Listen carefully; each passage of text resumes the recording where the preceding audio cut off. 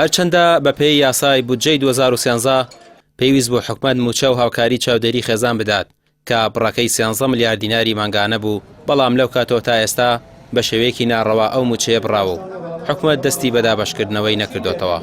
دەبوو وەزارەتی کار و کاروباری کۆمەڵایەتی پەرلەمانتارێکی فراکسیۆنی کۆمەڵ دەڵێت ئەوان سەرڕای ئەوەی بەداداچوونی وردیان بۆ ئەم گرفتە کردووە، بەڵام حکومەت وەڵامی نەداوەتەوە و ئەوەش هێندەی دیکە دۆخی دارایی ئەو کەسانەی دژوار کردووە کە ژیانیان لەسەر ئەو موچەیە بووە. بە پێی یاسای بودجەی ساڵی 2013 دەبوو حکومەت هاوکاری هەژارەکان بکات. دووەم بڕی ئەو پارەی کە پشکی هەژارەکان بوو بریتیە بوو لە 13 ملیار دیناری مانگانە. سێم لە مانگی هەشتی ساڵی 2015 هاوکاری هەژارەکان بە ناوی چاودێری خێزان بوو بە پاساوی چاکسازی بە بڕیاری 15 ئەنجومەنی وەزیران ڕاگیرە. چوارەم بە پێی ئەو بڕیارەی دەبوو وەزارەتی کار و کاروباری کۆمەڵایەتی لەگەڵ وەزارەتی دارایی لە ماوەی 90 ڕۆژی کاردا ئەو پێداچوونەوەی بکەن و ئەگەر کەسێکی ناشایستە لە لیستەکەدا هەیە جیایکەنەوە و موچە و هاوکاری هەژارەکان خەرج بکەنەوە، بەڵام بەداخەوە کە هاتن لەبری پاکسازی بەگشتی بڕیان. خاڵی پێنجەم بەڵام لەو کاتەوە تا ئێستا بەناڕەوە ئەو موچە و هاوکاریە وەستاوە و حکومەت دەستی پێ نەکردوێتەوە. شەشەم هاوکاری چاودێری خێزان ئەم هاوڵاتیانە دەگرێتەوە. مناڵانی بێسەرپەرشت، ژنانی بێهاوسەر و هەتیوبار، کچانی تەمەندار، ئەو ژنانەی هاوسەرەکانیان سزادراون، نەخۆشانی درێژخایەن، بە ساڵاتچوانی پەکەوتە. لەلایەکی دیکەوە حکومەت ستەمی زۆر لە خاوەن پێداویستە تایبەتەکان دەکات.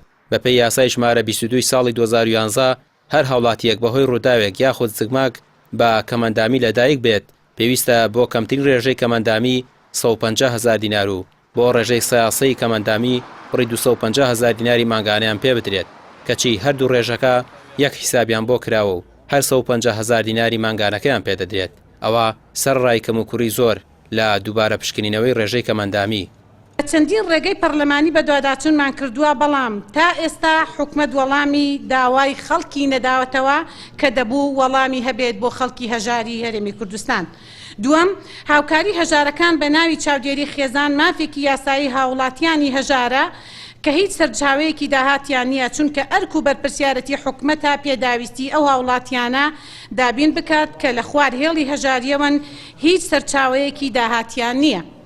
تەوەرەی دووەم سەبارەت بە کەمەندامان.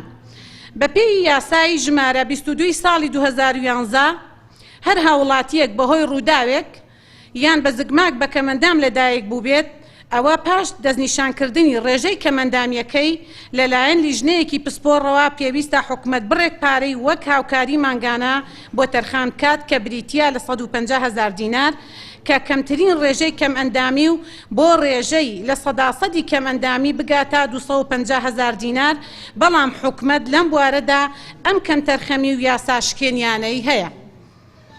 یەکەم بە پێی ڕێژەی کەمەندامی هاوکاریەکان دابەش ناکات و تا ئێستاش ئەو هاوڵاتیانەی لە 100% کەمەندامن هەر تەنها 150,000 دیناریان پێدەدات لە بڕی 250,000 دینار.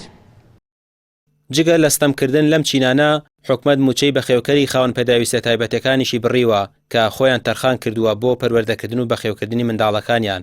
ماوەی 10 ساڵە یاساکە لە پەرلەمان دەرچووە، بەڵام ئەو مافە بەو دایکانە ڕەوا نابیندرێت کە پێویست بوو بۆ هەر بەخێوکەرێک مانگانە بڕی 150,000 دیناریان پێ بدرێت. ڕامیار عوسمان، کەناڵی پێام، سلێمانی.